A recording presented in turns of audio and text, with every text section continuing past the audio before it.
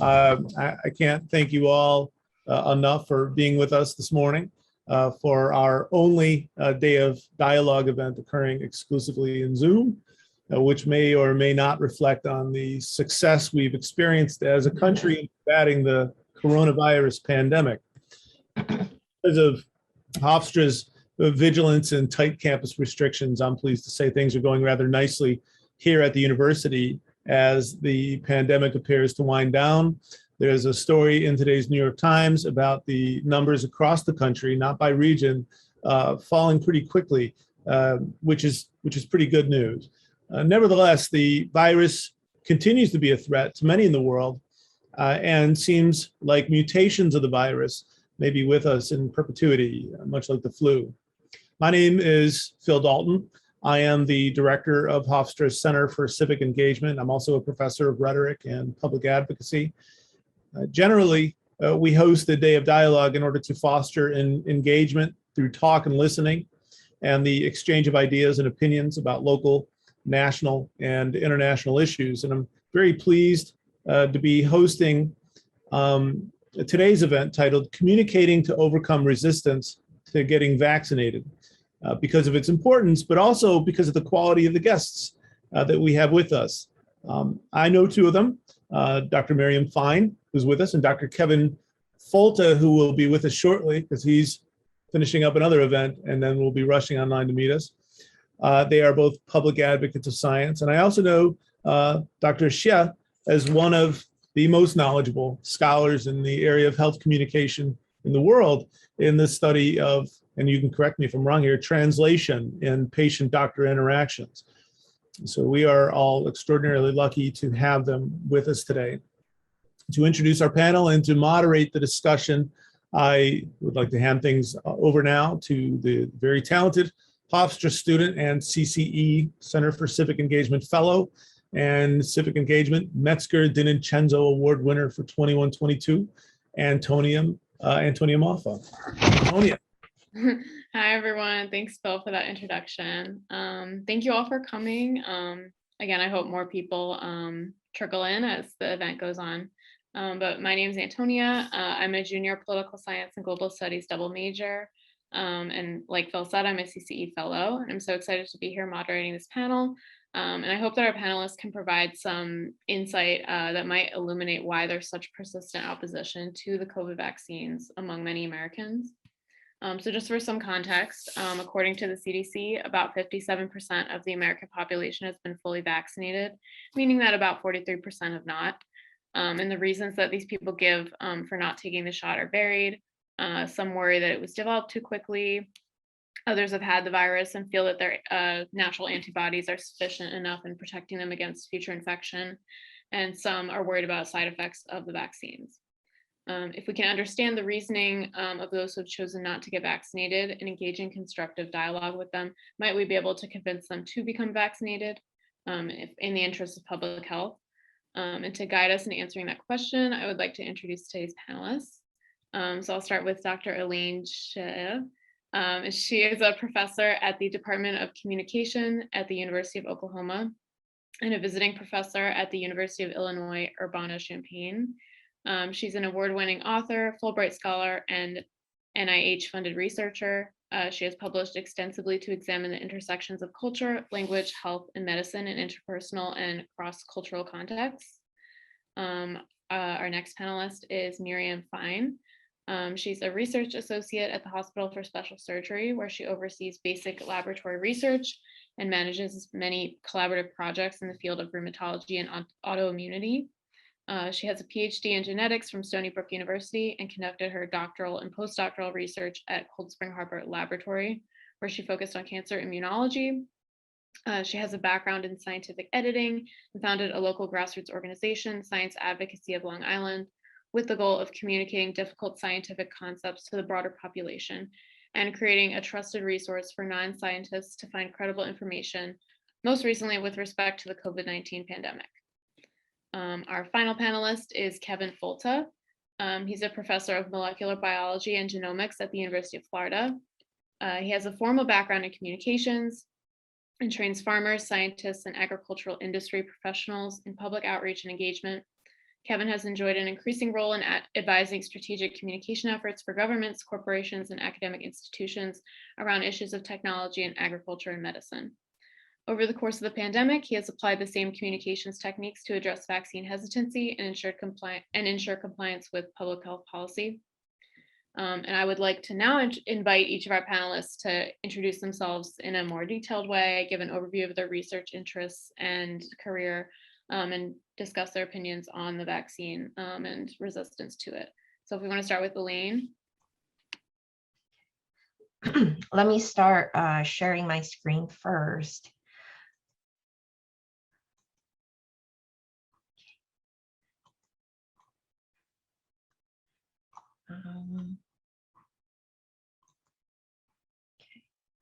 I think this should, can you see my screen well?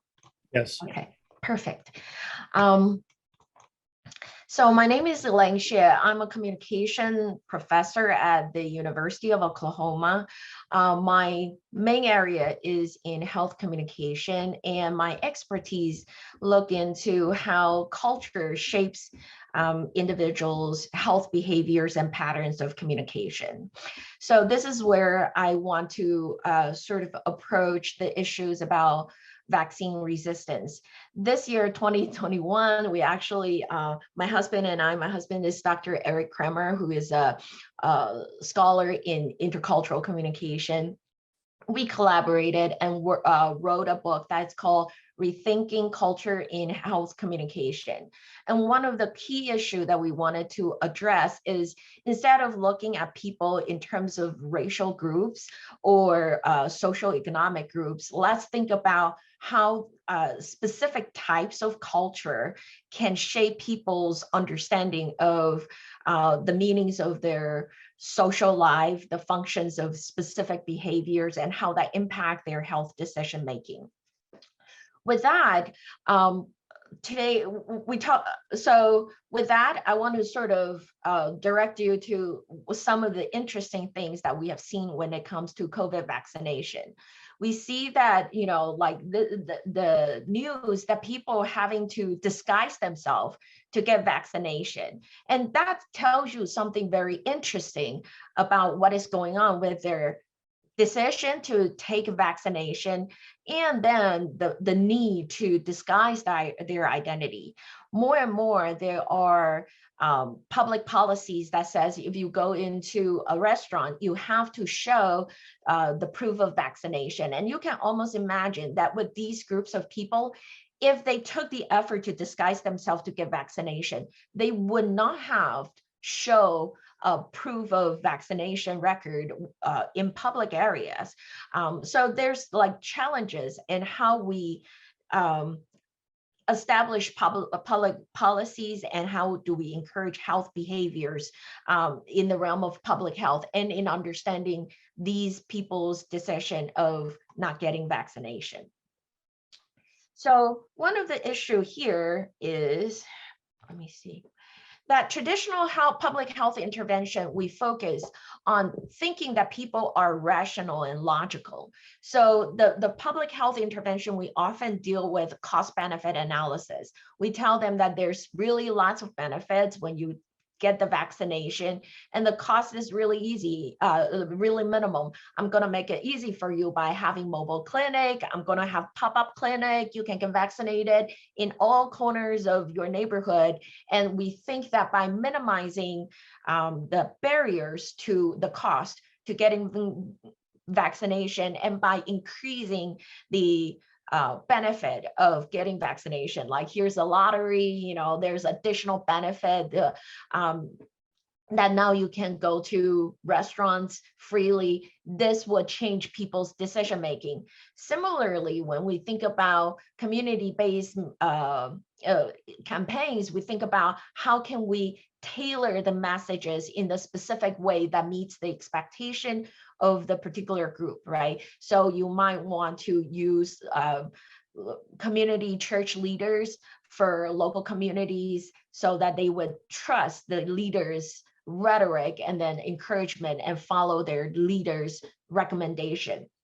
But we see in this particular COVID vaccination process that these strategies worked only to a certain extent and only worked for certain communities. For certain communities, these kind of messaging doesn't penetrate at all. And the reason is because we don't understand the cultural consciousness that's driving these decision making. So the puzzle we have is, why would people be fearful of their vaccinated status being known? So much so that they would disguise and hide their vaccinated status. And here, what I wanted to talk about is the meanings and functions of perceived social norm. For a lot of, like perspectival people, who operate through rations and logic, that the calculus understanding of how to make our decisions. Social norm is not a major peer pressure, doesn't really influence our decision making. We decided we want to get vaccinated because there's scientific data that this vaccine is safe. We decided not to get vaccinated because we are convinced the scientific data is not safe. So these are rational thinking.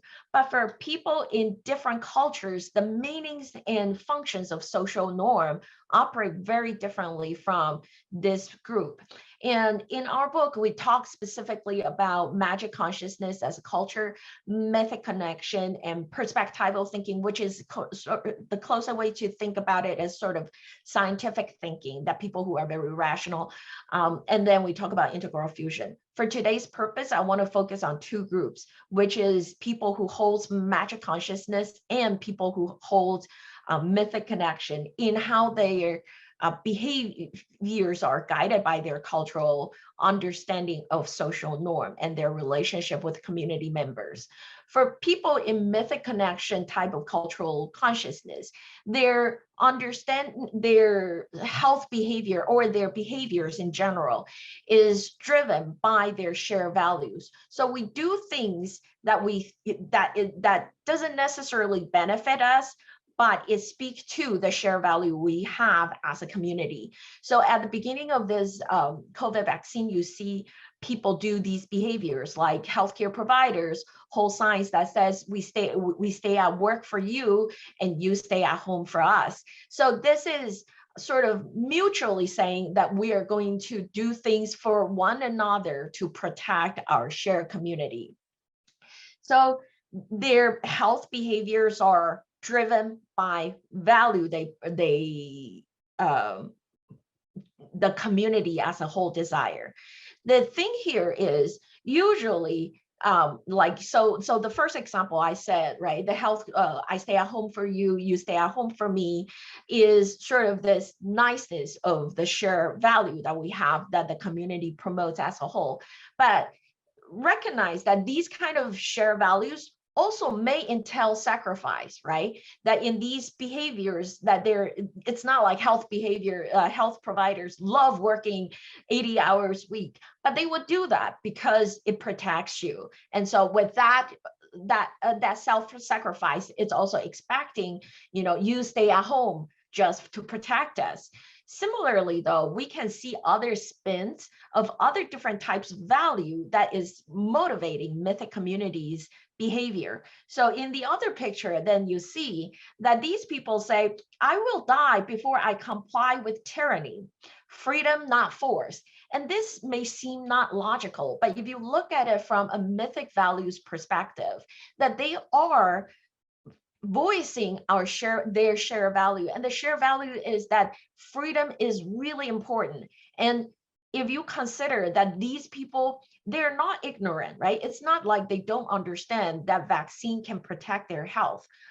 But for the purpose of shared value and something that is more important and greater to themselves, they're willing to make some self-sacrifice. And that may be putting their body at risk in the line to protect the value that they think is more important than getting COVID. And so you start to see that these kind of shared value can dictate different groups of behavior. And inherently in itself, it is logical and rational, right? It's not that they're ignorant and stupid, that they are actually driven to do good within whatever value that is pursued by their community. Similarly, magic consciousness, though, work at a completely different level. People who hold magic consciousness think of the community as one. There isn't a big distinction between one member versus another member of a community.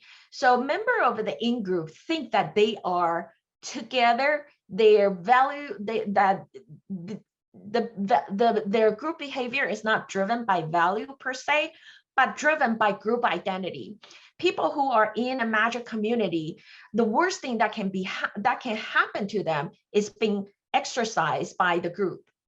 Excommunication is the worst thing that can happen to people in a magic community. So you can see that even when a person in a magic community believes in the effectiveness of vaccination and wanted to protect themselves, the thought of being no longer being a group member is such a fearful, unthinkable punishment, because once you become exercised, you're no longer, like, you lost all your identity. You don't know who you are, even if you have health, right? What is to be healthy if I lose everything I desire? So then they are highly motivated. Like, cost benefit analysis does not work for these group of people, because what they're thinking is us versus them. And I choose these two pictures to highlight a magic consciousness identity claim when it comes to health decision, is that unlike the last picture where you see a claim to social value shared by the community, these signs highlight that I am different. And so, like, Kristen Laurie is a California mother of 4. She died from COVID, but her Facebook profile basically just makes statements on that unvaccinated, unafraid, together we win, unmasked, unmuzzled. And so these are not really statements of value, but these are identity claims, that these are proud identity that I claim that you cannot change me. And if I do not perform these behaviors, I become not me, I become the other, which is like, the worst thing you can say about somebody else, right? So for these behaviors, then for them, the health behavior is, this is what we do. It's not about logic, it's about identity claim. And therefore, if you're in a magic community, you're really kind of in a bind, because once you choose to get vaccinated, you may be disowned by your parents, you may lose all of your church friends, you are truly isolated in that regard. So one thing that's also interesting is that with COVID vaccine, this is the first time where you start to see very clear pattern. I mean, there's always health belief and health behavior that kind of correlated with political identity, right? Like abortion is the issue. But here you really see that political identity drives vaccine decision-making to a huge extent.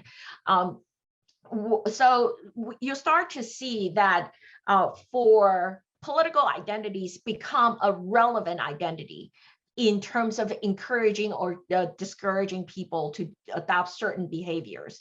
The issue about this is that, so magic and mythic communities in pandemic are formed through sometimes religious group, which is the old group that has been sort of shaping people's health decision-making. But political group is something new. And like I said before, the magic community, because the way it operates is us versus them. So any changes to magic community runs the risk of killing their identity, or that the fear is that if we do that, who are we?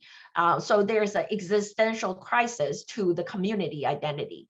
And from this perspective, I know that we have a lot of headlines that worries health scientists. So like, we see these headlines that such like Republicans are least likely to want coronavirus vaccine, white evangelicals resistance is obstacle to vaccine effort, white evangelicals resist COVID vaccine most among religious groups. Why don't I like these kind of headline?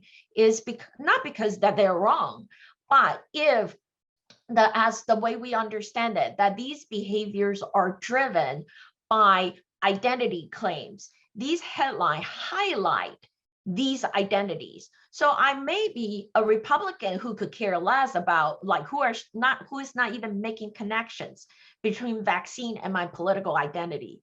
But these kind of headlines highlight that if I were a good, Christian, if I were a good white evangelical, this is what all my other peers are doing. And so it creates a sense of sort of, if I follow these behaviors, I am a better person in these categories, versus if I don't, I'm a deviant in these categories. So what I think the way we can do when it comes to how can we encourage appropriate health behavior, that's my 15-minute mark, so I'll try to be short. The way we can manage this is to think of this in terms of how can we manage identities, and maybe for mythic communities also share values. So for mythic anti-vaxxers, we can start to encourage changes in shifting values, right? That instead of thinking about this is about tyranny, let's think about this as a protection for your family members. Let's think about the burden you impose on your family members when you're sick. And these can be shared values that can be embraced, and sort of like once we can change the value, mythic thinkers will be willing to do self-sacrifice. Even if they don't believe vaccine works, they may be willing to get vaccination for the benefit of their loved ones. For people in magic communities, I think that would be a little bit harder, because the most likely possible thing that we can do is help them re-identify with a different magic community. So for example, yes, you're still a Republican, but first and foremost, you are a parent, you are a mom, you are a father in this household. You have, this responsibility of being there for your children. And so it requires sort of a shifting of identities to, like, instead of identifying with this political identity as the most important, most salient identity, to restart identification with a different community. Or at times, though, like, we tend to think about community leaders and how they can change magic communities' thinking. And I want to say that for a true magic community, it operates in a very sort of cohesive way, that any disagreement with its core value can get spun out and become ostracized. And that's why even when we think that, Trump is highly influential for the magic community of this vaccine resistance or GOP, when Trump advocated, like, encouraged saying people should get vaccinated, he still get booed. So in that sense, I think the challenge when we deal with magic communities is that they will be extremely resistant to change. And maybe that one of the strategy is we do have to consider different ways to create dissolution forces within the magic community, maybe from insiders who, like pastors who start to say this is wrong, we shouldn't believe it, or that we just need to reshape their magic identity from the individual. But again, once magic communities is dissolved, you will have a group of people who feel extremely lost, and they would be up for different type of causes. So that is sort of like, a type of intervention that it would be much harder to manage the repercussions, and also a much more drastic intervention. That's all I have for today. Thank you. That was really, I love the framework of the magic communities. It's really interesting. So Miriam, if you want to take it away. Hi, yeah, sure. So I won't be sharing any slides. I'm just going to talk for a few minutes, if that's all right, and probably be a little bit more brief because I don't have the extensive background. So I come at this sort of issue of vaccine hesitancy from a little bit of a different background perspective. I am a basic science researcher. I did my work in a lab where I focused primarily on a specific receptor on a cell that would trigger an immune response in cancer. And I spent a lot of time just really digging into these, you know, these particular cells and immune cells. And my recent work is actually also on autoimmunity. So it's from not really a social science perspective. It's a very basic understanding of science, but what that gives me is a real clear understanding of how the science works, how vaccines work, how our immune cells work. And so for me, coming into that, it seems, well, obviously, you know, this vaccines would make sense in this kind of a situation. But what I've done over the last number of years is I've worked in sort of the advocacy world. I had started a group several years ago, as you mentioned, called Science Advocacy of Long Island. And it was really just a community-based organization because what I found around me as both a mom in the community, as well as a scientist who would go on social media and see things that were just wrong scientifically, facts that were, you know, not accurate. It was frustrating to me. And I wanted to engage with people in a way that I wasn't seeing around me, how to get people to sort of communicate and see if I and my group could communicate science in a different way. And so when I started this group, this was before COVID had began, but there was already a lot of vaccine hesitancy around me. I saw it from a lot of parents who were starting to delay vaccines for their younger kids, or not get vaccinated at all. And there was a ton of misinformation.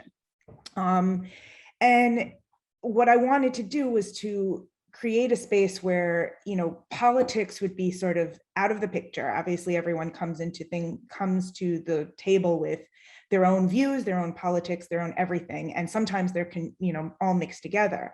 And so what I had focused on was trying to give over good, valid, sourced information from people that are credible. And over the years, it's sort of changed in terms of what kind of information we're presenting and how we're presenting it. And especially when COVID hit, that sort of changed the game a lot. And what I started to realize is that many people, when it comes to COVID, both, you know, understanding the specifics of the virus, but also especially once the vaccines were introduced, was that there are a lot of people who, of course, are hesitant or fearful of vaccines. And I kind of found that there were several different groups of people. People that, yes, there are always going to be people that will, based on what they read and the people they know and where they get their information, may believe very, very far-fetched things, may believe conspiracy theories that, you know, Bill Gates is microchipping our vaccines. And some of those people are definitely harder to talk to in any regard for anyone. But there are also a lot of people out there that I find have real fears, rational fears. And that is where I think we can build and I have been able to build discussions with people. What I find is that the biggest impetus to that is for people to have trust in the person that they're learning, or they're willing to hear from. So from my perspective, I try to create that trust, whether it be in a private conversation or even on social media, by being as credible, as non-biased and non-judgmental as I can be, and then be able to create a dialogue with people. I've talked to parents who are worried that, you know, we don't know long-term effects of vaccines. And that's true, we don't. These particular vaccines have only been on the market for a year, roughly. There are people who have fears of side effects, and there are real side effects to vaccines. I've spoken to people that have fear, whether it's based on their social economic background, you know, or their culture, fears of government agencies, fears of, you know, or mistrust. I wouldn't say necessarily fear, but mistrust in where, you know, even pharmacy or you know, companies that are creating these vaccines, and these are all valid. So what I've done, or what I find is probably the best way to kind of combat this, is creating a space for people to be heard, not judged, and speaking, coming from a place, bringing in people that are as expert as possible to discuss those fears and those unknowns. Because as a scientist, you can say, well, look, this is what the risk benefit analysis is. It makes sense, of course. Yes, there may be a small risk to something, but the benefit far outweighs it. So it should be a no-brainer. But most people do not calculate that way when they're thinking of real life scenarios, when they're thinking of taking a medication or a preventative vaccine for something that they don't have at this point, or they're thinking they may not get, or it may not affect them in, badly in a particular way. So I guess that would be where I'm coming from, is that I see that the interactions that I have with people, in order to get anywhere, to have any dialogue, have to be in this sense of, they have to trust who you are. They have to trust that you're being honest with them and bringing valid information, that you tell them when you don't know things, that you're upfront and clear. And then, you will not everyone will listen. Not everyone will have a dialogue. Not everyone will talk to you. But when you create that space for people, that at least opens the door. And I've had people reach out to me, some who had known me from before, or some who only know me in a sense of through my group, and will ask me questions, and either I'll direct them to the right people to answer, or I will help them. And I find that, maybe looking for people that have those roles within communities, trusted roles, where they have the understanding, the knowledge. And, the one example that I always use is, so my dad's a cardiologist. He treats patients that are high risk for COVID. And he's had patients that have come in and will absolutely refuse the vaccine, and he cannot change their mind. He cannot convince them otherwise. But he'll have others that'll say, well, will you take the vaccine when it comes out, or have you taken the vaccine? And he will say, well, yes, and this is why. And so he is a trusted resource for his patients. So finding people within communities, identifying people, that to me, I think is one of the most important things that scientists and doctors and public health advocates can do, to be able to at least have people listen and have a dialogue, because otherwise, it's just fighting on social media. So I'll leave you with that and pass it on to Dr. Folta, and happy to take questions later. Thank you for that. Yeah, go ahead, Dr. Folta. Yeah, thank you for the invite. This is really great. And I don't have a PowerPoint because I didn't want to be overly redundant with the previous speakers. So let me fill in a couple gaps. I love what they've said. I come from a different perspective. My training is really in molecular biology and genetics, genomics. So hearing about mRNA vaccines and PCR, I love it. I've been studying this stuff forever, and I knew the first mRNA vaccines that were attempted were in the 1980s. So this is not new technology. I've studied it forever and been very interested, and this has just been a great time. At the same time, I've been very interested around the communications around technology. So as we watch things like genetic engineering unfold since the mid-1990s, we've seen benefit to farmers and the food insecure. We've seen good things that can happen for the environment. And those are the things I really worry about. I care about farmers, consumers, the environment, and the food insecure. And those are the reasons I put my shoes on every morning and get into the lab early and do what I do. And we farm at home. So those are the things that really drive me.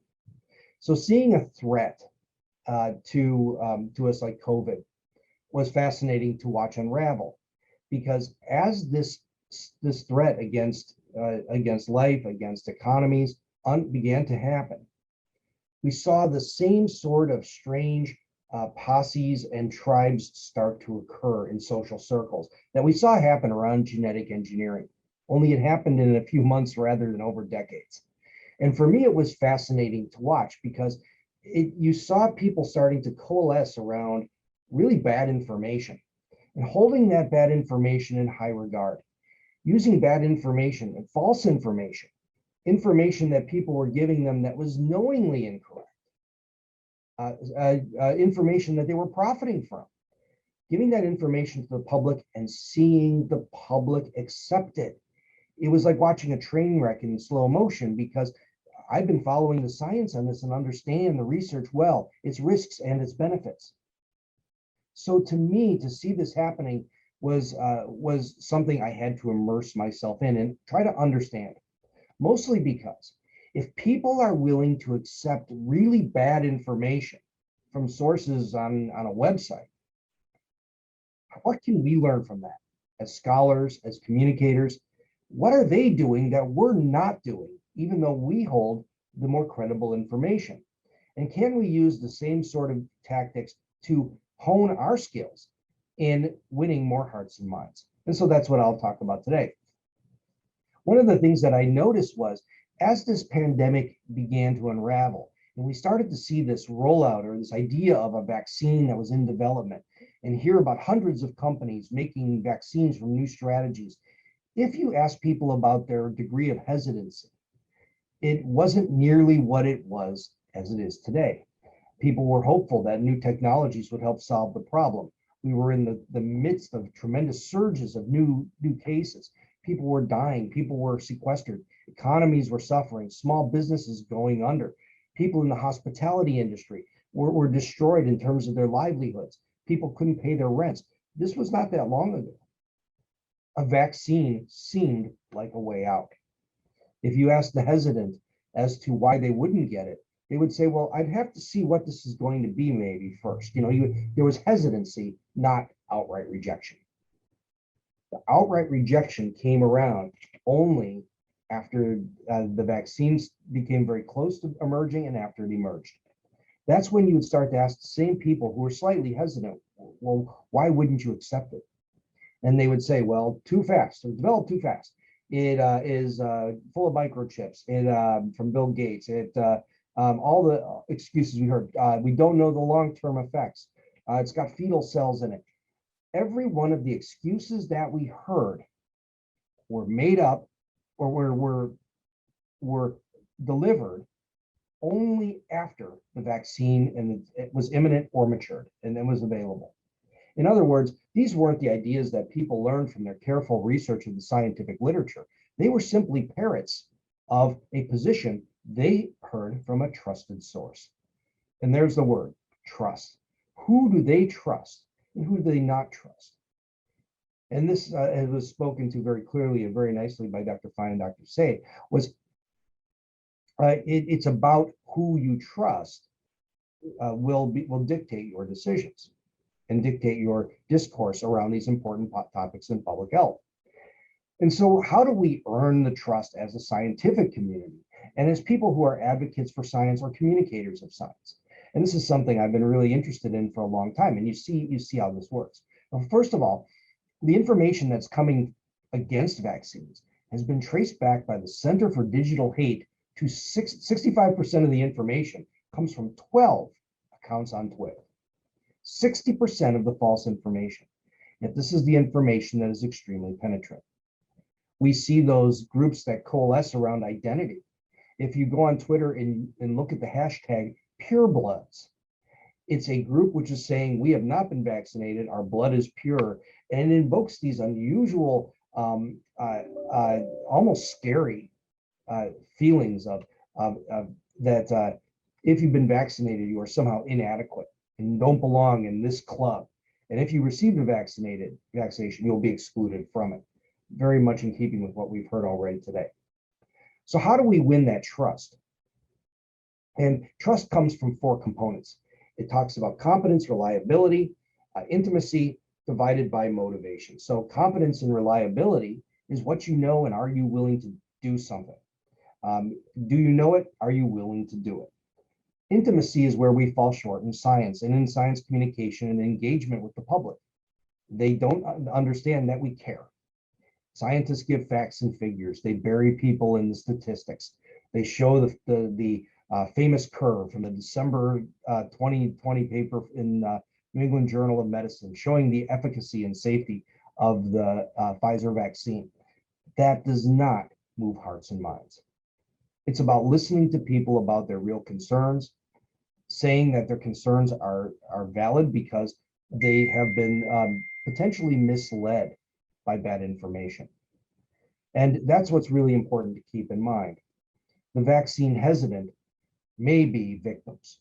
These may be people of victims of bad information that we really need to step in and attempt to correct. And it starts by listening to their concerns and having empathy for their position. That if I was in your shoes and I read that information, I had your situation, your family, your kids, whatever, maybe I'd feel the same way too. But then that's where your competence and reliability kick in. Your ethos, why you do what you do. All those things really matter in turning that conversation. It was mentioned earlier about values. And this is a place where we start to engage the public. We have to think about the values of the audience we wish to influence. Really important. And this just kind of puts a sharper point on what you've heard earlier. The first rule of communication is know your audience. And so if you're trying to change folks who are vaccine resistant, folks who really have been misinformed and are anti-vaccination, how do you change them? It's very difficult, but you have to appeal to their values. And in the cases like I live in a rural area in Florida where people are very much hesitant about against the vaccine. It's about appealing to the idea of a strong national economy, keeping small business in rural America open and vibrant by keeping customers confident and by keeping businesses safe and open. It's about appealing to national defense. That when we're spending so much money on just trying to stave off a problem, that does threaten the economy. It costs between $50,000 and $78,000 on average to have a hospitalization from COVID, which taxes the healthcare system. It stresses our ability to deliver healthcare. It stresses our families, our communities. These are really important things to emphasize when we're trying to change the minds of folks who are in those areas. Others who may be slightly hesitant can be influenced by messages about protecting the vulnerable, the folks in society who may be immunocompromised, or the children that can't receive vaccines yet, the elderly who are less likely to recover from illness because your immune system wanes with time. It's all about identifying the target audience and thinking about the values they hold most deep. And with that, we can begin to change their hearts and minds. Really, the last thing I wanted to touch on was the idea of, I've always been very opposed to the idea of mandates. Do people take action that's appropriate when you force them to do it? And that in order to get around the idea of mandates, we have to be more engaged, all of us, with helping to influence people through the medium in which they're getting their information. And that's social media, being present on Facebook, on Twitter, other venues, in the comment sections of news reports, sharing your values, sharing your knowledge, becoming the trusted source. While you may not have the biggest, why any one of us may not have the 65 million followers, some of the quacks on YouTube or on Twitter. There are 60 million of us that have a few followers. And if we all get on the same page and share our values and talk about the good things that can come from protecting a community and protecting our families, protecting the vulnerable, this may be the influence that's needed to be able to get people to obtain the vaccine. And I'll stop there and look forward to questions later. Thank you. Thank you for that. So we'll open it up to questions for our panelists. I can actually start with one that Kevin's last point just kind of made me think of. But if anyone else has a question, feel free to put it in the chat or unmute. But like with social media, how do we penetrate the echo chambers that like exist? I mean, I feel like personally, I follow accounts that kind of echo my own viewpoints back to me. How can we penetrate that? What are your recommendations? Is that going to me? You have to do two things. You have to put out information that's just static information that may attract those from other echo chambers, or you can actively engage in those silos. And I love doing it. I follow the Purebloods hashtag and ask leading questions. One person yesterday said, pretty soon it'll be all just us Purebloods in 2 years. And they're under the impression that everybody who receives the vaccine will be dead in 2 years. And I didn't poke him too hard. I said, I put in a quote tweet or something. I said, Where are you going in 2 years, and what's going on? And the idea is you open those conversations gently and engage with taking the high road. The idea being to show contrast against crazy ideas or against unpopular or non-scientific ideas. If you can create that contrast, you find that the vaccine hesitant might be able to begin to trust you and look further into your media and your responses to others. The internet is a spectator sport, but the spectators are not seeing much of a show if you're not participating. And I maybe can piggyback a little off of that and answer. So I may be less brave than Kevin to go into the Purebloods hashtag and comment. That might not be what I could be comfortable doing. But that being said, I've also worked hard to try to maintain my resource as something that's open to people with different backgrounds and philosophies. So I know people from all walks of life. I actually tend to do a lot of running out in rural areas because I like the trails, and I meet people from all over. And one thing I try to do is invite them in, because I keep that space that I have on social media as a very specifically science-focused space that's not going to cater to other ideas, and it will allow for people from different walks of life to come in and hear scientific information, scientific fact, and then hopefully I become somewhat of a trusted source in that space. And that's on a small scale, but I agree that it is definitely harder to go into other silos and push yourself in there, because there's a lot of pushback that is difficult, but trying to create more moderate spaces where people from different walks of life feel comfortable at least reading, seeing, and maybe engaging, I think can sometimes also be a good tool. I think both Kevin and Miriam said something really important, and it speaks to the different aspects of the functions of social media. Couple of experimental study already done that showing, like, if you create different user profile, Facebook AI would gear you to extreme messages, even though the initial profile differences is minor. So in other words, how can we get out of the silo of social media? Kill the AI. Like, you have to destroy that AI, but you can't kill the AI. Our life is governed by AI right now. So I think instead of how can we so in other words, if AI only give you these information and is encouraging you to consume these information, it's really hard to get out of the silo, because you don't even know what other options are available.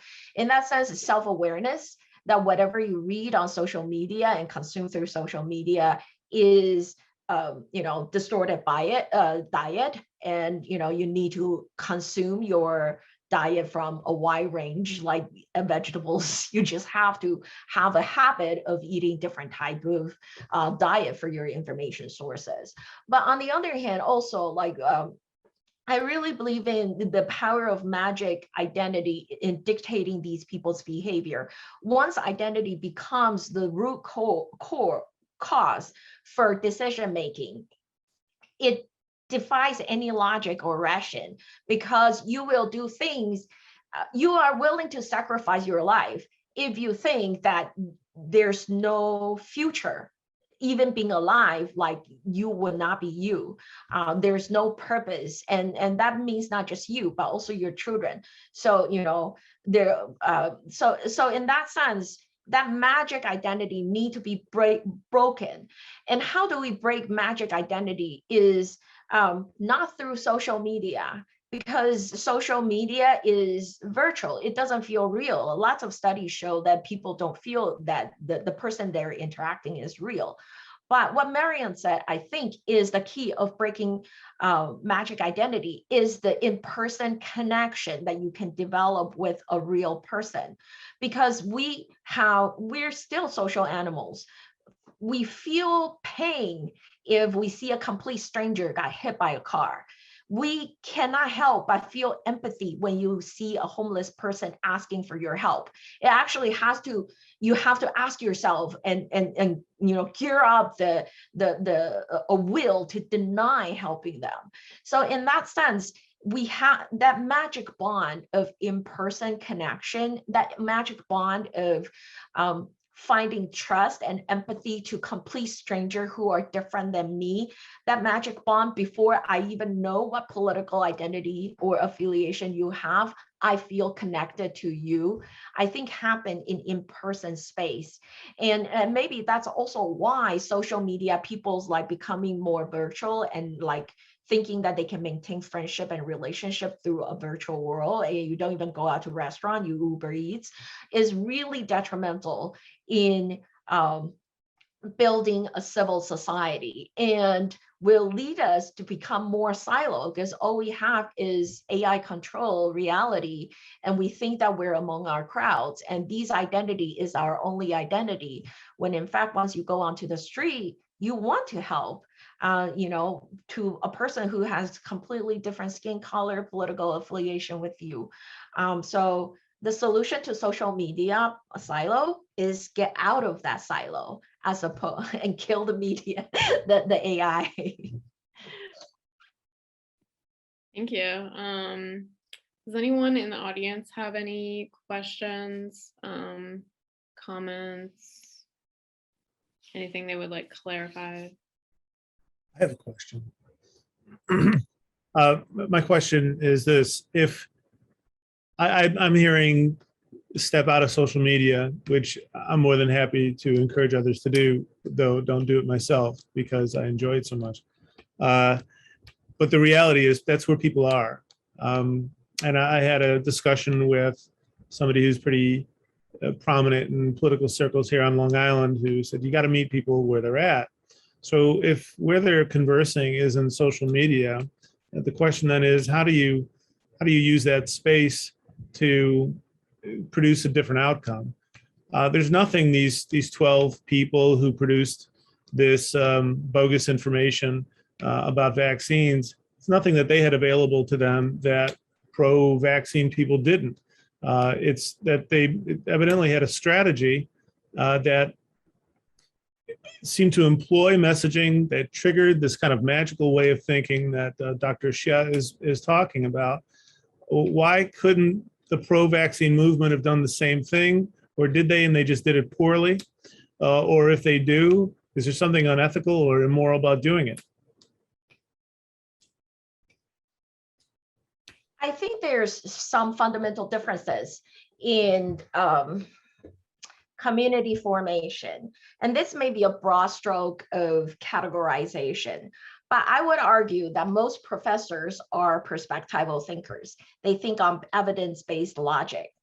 And versus, extreme religious people would inherently magic thinkers, because that's how they think about their identity and community. So in that sense, even these two groups of people that use social media, they would use it very differently. Reaching out to people and to get like the media diet is what perspectival thinker would do and would accept. And so like when you say, I want to reach them where they are at and meeting them in their social media, that's what happened. That's what we would do. Like, we want to join a group, we want to have our own fan page. The problem is that your followers, let's say democratic followers who are scientific-based, evidence-based, they are digesting the information in a very rational way. But the other group that they inherently has a particular type of consumption style that is very different from how they consume and process information. And I think part of the challenge, what you see, and I think Kevin highlighted, is the exploitation of cynical perspectival thinker in magic and mythic thinkers' belief system. So like for politicians who get vaccinated, and then they say, well, it's individual's choice. Everybody gets to pursue their freedom, or that its government agency cannot control individuals' decision-making. These people do not believe their message, right? But they are saying these things to appeal to a particular group. And I think that that's the challenge, where the kind of exploitation, like, I don't believe what I'm saying, but I know if I say it this way, I can strengthen the group identity of these magic groups or mythic thinkers and make them do a way that allow their resistance to become my leverage in political settings. I think that's the problem that we're seeing, that we don't talk the way that we don't like we don't exploit these kind of magic identity in the way that other people would be willing to do. And I think there's an issue of sort of ethical boundaries that, you know, we all wrestle with. But also, like, you kind of see how people do that in terms of social media. So for example, like Blue Lives Matter, or like there are a lot of sort of Texas abortion law, what you see how people is that they start to hijack the taglines. So even though you're talking about Blue Lives Matter, you hashtag Black Lives Matter, so that whoever is following Black Lives Matter will end up eventually reading, you know, things that they don't want to read. And you see abortion, anti-abortion activists do that they intentionally adopt a sort of like pro-choice taglines and force these pro-choice activists or pro-choice thinkers to read things that they definitely do not agree and don't intend to do. So I think that's a more along the line of, I'm not sure how much that contribute to sort of the kind of civil debate that our and you know, free marketplace of ideas that our founders thought that free speech would encourage. But so I mean, so I doubt the effectiveness of that kind of dialogue would help both sides to understand. And I think that the issue of what Kevin noted, like the exploitations of cynical politicians and you know, just self-interested people in manipulating those groups is a serious concern going forward, not just in the vaccine area. Yeah, I might also add that I find that a lot of academics, scientists are not willing or not interested in spending the time going online and having discussions and putting and communicating information. Some are not very good at it either, in terms of how they communicate. So you have people that are, you know, like you said, taking misinformation, bad information, and exploiting that, and they're very good at that. And then you have, on the other hand, people who just kind of throw out facts and say, hey, here's some good studies, and that's going nowhere. So that is an issue. I don't know the solution per se, but I definitely agree that there's a problem there in terms of getting good people out there to get the messaging stronger or more, you know, seen by others, and that's hard. Now, let me just throw this in real quick. The majority, and I think social media is a very powerful medium where we have to be. I think it's where the conversation is happening, as you mentioned, Phil. The bottom line is the hesitant are frequently people who have concerns and don't know who to trust. And if you're present as an expert, you can create that trust. And believe me, I get the emails saying you've changed my mind, and it does work. The problem is that whereas the messages against vaccination can be emotional, they can appeal to the reptile brain, they can appeal to magical thinking, no question. We as scientists are always coming from, but here are the facts and the evidence. And in a battle of the heart versus a battle of the head, the heart always wins. And so we have to reframe the way that we choose to communicate in social media and do it. Yeah, thank you for that. Again, I'll open it to the audience for any questions. If not, I do have one more I could throw out there for the panelists. But ooh. Okay, there's one in the chat that says, don't CEOs have an influence to this polarization of beliefs? So I'm guessing we're talking about people like Bill Gates. influential people like that. So yeah. Compared to CEO, actually, I'm increasingly more concerned about AI. AI had a lot of biases that we don't even know that there's inherent bias. Like one of the recent studies show, like even when you submit job application ads, when it is high paying leadership roles, like Google AI is more likely to send that job ad to male applicant with the same credential than to female credential. So I think that there's a lot of background manipulation that's happening in our perceived world, in the virtual world, that we have very little control of. To what extent does Zuckerberg has control over the AI? That's an interesting question. But I think that he can minimally try to make it more just and fair AI. And knowing that also what is just and fair evolves with time. So it will be a continuous process in trying to look at what the flaw of the AI and to make it better. The challenge here is also Zuckerberg wanted money, right? And that's one of the big issue here, that they take profit over what is good for the user. And if we don't have stricter scrutiny to the virtual algorithm that is dictating our world and perception of the world, we will all be looking through very distorted lenses and up for picking for anybody's exploitation.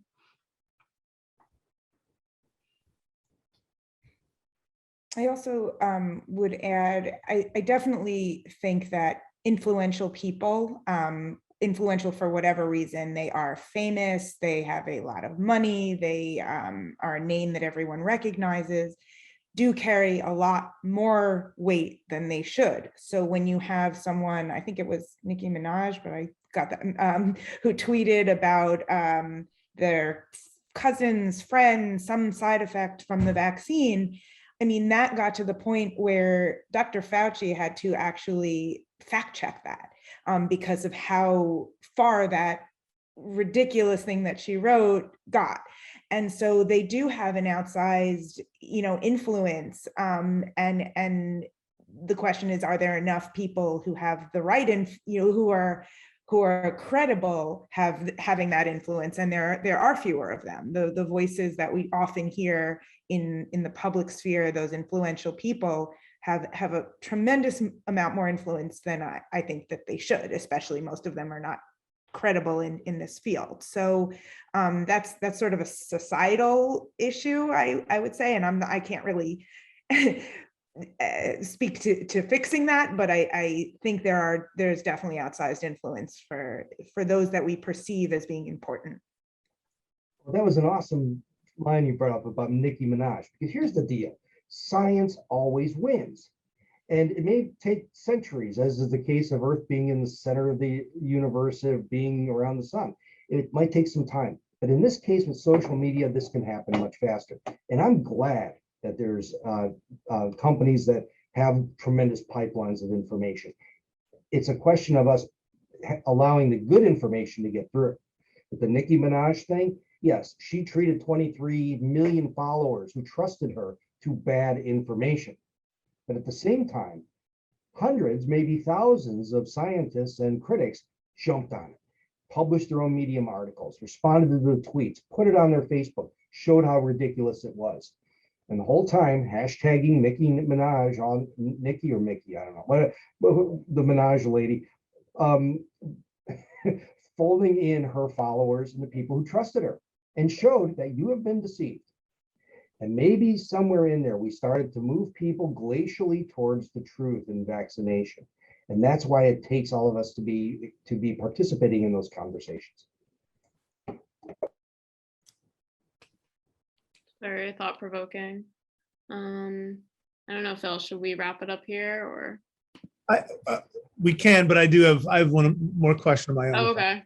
Go for it. I have seen there on Long Island, there have been a series of protests in front of the CEO of Northwell Health's house because of his compliance with the state mandate that health workers be vaccinated. So it's not like he really has a choice in the matter. But anyway, this organized group, where they're being organized from is another question. But this organized group is bringing people to protest there. And what I see it as is like a hijacking and a redirection of anti-corporate distrust or pharmaceutical distrust. And none of them are arguing for cheaper drug prices or for the public listing of procedures at their hospitals. They're arguing that people should be able to go to work without vaccines and nothing else. It's really very narrow. And so I'm just curious if you have any thoughts about that if I don't see the kinds of people in these protests that Dr. Hsieh had in her slides. I see relatively wealthy North Shore people who, when I meet and talk with them at my son's school, they're savvy politically, and they use essential oils and that kind of crowd. It's not to mock. It's just saying that's the kind of the demographic we're talking about, and that savviness seems to have been directed towards an anti-vax position, which 5 years ago they wouldn't have had. Many of them would not have had. Just curious if you have any thoughts about that.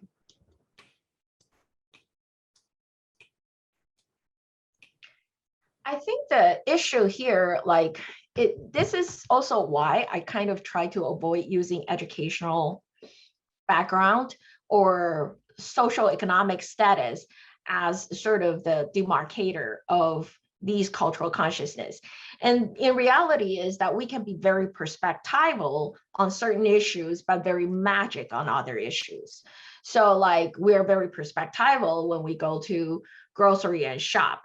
But then, we are very magic when it comes to, somebody bully my kid at school. So I think this is more of sort of, and that's why I think that the identity shifting or the issue shifting like this, we should treat it more as a magic issue or perspectival issue is sort of the key to change people's thought processes here. I think in terms of why are they, so it is interesting, like why all of a sudden these issues become central to these people's identity. I think it is an interesting issue to explore. From a public health standpoint, though, some of the most effective public health intervention that we have had nothing, like we take the public's decision making out from it. So iodine in salt, fluoride in water, how public sewer lines should run. It's implemented, and those are some of the most successful public health intervention. I think we're in the United States, especially, right, where this kind of mandate that even a lot of public health experts would say, I don't feel comfortable in saying mandate. And also, on the other hand, was it Robert Wood Johnson Foundation did a study of 15, 16 different type of public health intervention and found that childhood vaccination is one of the two truly cost-effective, cost reduction intervention that modern science have. So the fact that here what you see is like the resistance to mandate versus all other treatment options is, I think it collides with uniquely in the US is it collides with the US core value, which is sort of this freedom and like individual freedom, individual autonomy, and that speaks to sort of the medical side of patient autonomy. It speaks to founding fathers' understanding of sort of like the freedom that we enshrined in our Constitution. So it all collide together that it creates a very unique resistance that is not about scientific or bodily health decision anymore.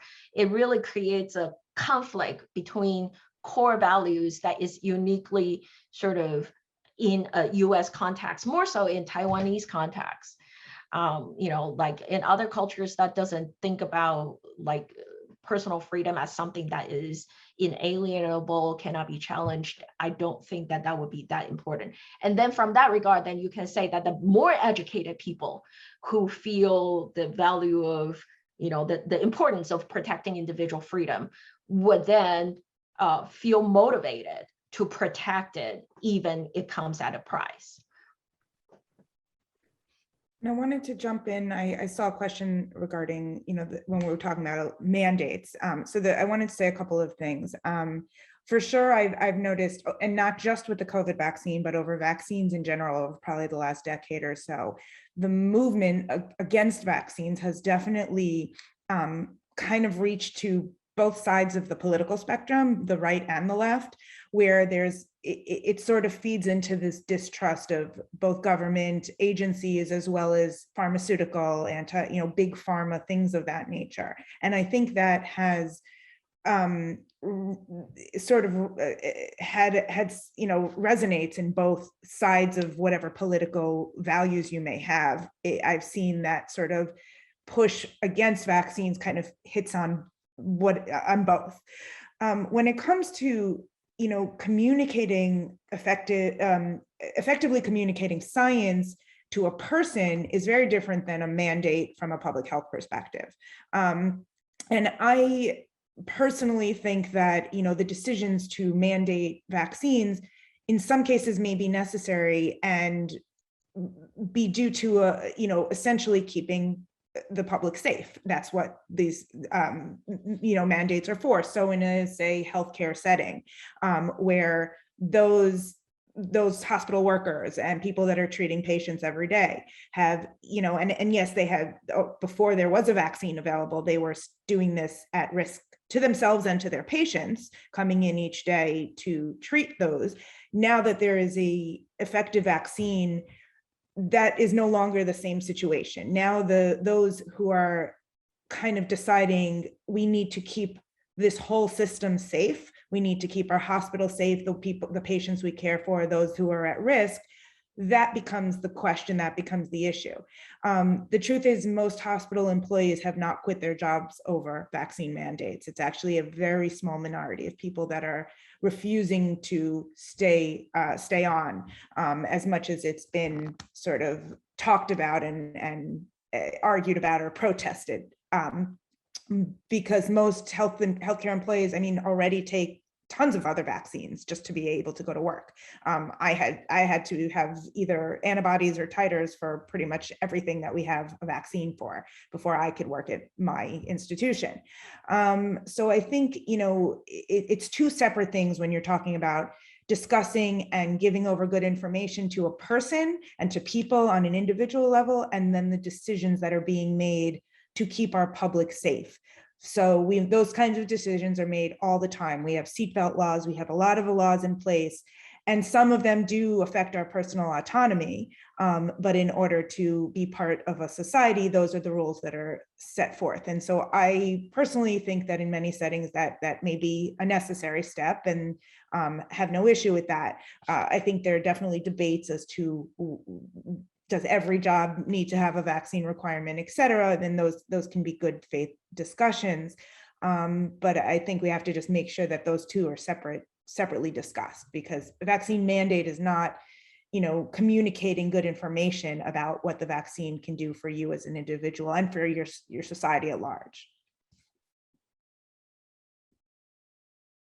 I'll just throw in, if you have to compel somebody to do the right thing at the point of a sword, you're probably failing your communication strategy, and that we probably need to rethink the way that we approach these things before we bring in mandates, because they make people resentful and give the sense that there's some overarching tyranny that's asking them to make a sacrifice on behalf of everybody.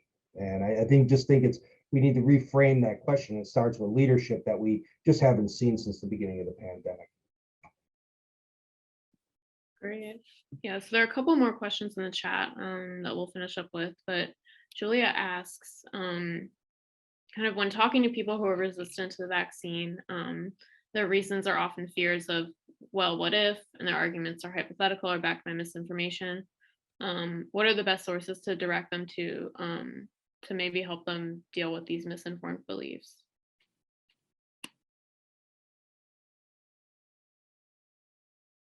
Or are there any good sources? Like, I think it comes down to having this trust in credible people, because there are always going to be what ifs and things we don't know, and that's never going to go away. And you can't convince someone that they'll never die from something that we have no idea we can prove that, right? You can't prove a negative. So I think it really comes down to, there are plenty of credible sources.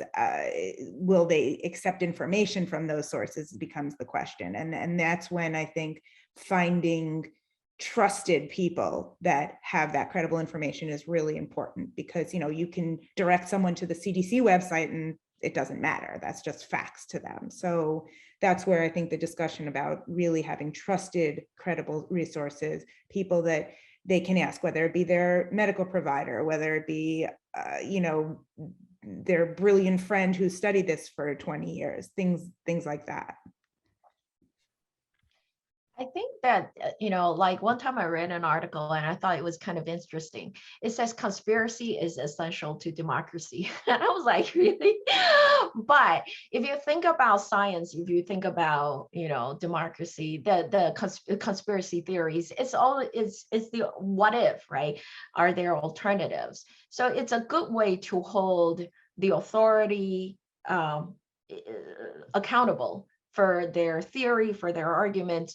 So I think it is true, like we're all at a point where, I cannot hear one more what if or one more conspiracy theory about vaccine. But at the same time, I think the same type of health attitude can be healthy. Thank God that there's somebody who says what if when everybody said that the earth is flat, right? So maybe even when you cannot accept that the questions that was asked, know that that kind of thinking is helpful in other areas and contexts. And going to say who are the useful sources, I think building a relationship, a trusting relationship, a respectful relationship with that person is the first path to sort of having any influence of that person at all. And the issue of magic community is that, sometimes the people they trust, like Trump, when Trump says vaccine is good, they turn on Trump. So it's kind of really tricky to say even community insiders at what point will work. And is it possible for we to say, hey, you've been believing this politician who's exploiting your magic beliefs, stop believing him. I think that's a possibility of doing that. But at the same time, I also think that magic community is so us versus them that they will still believe the politician who's an insider more than if they never think of you as an insider at all. Like if you're just the other, nothing you say would influence them.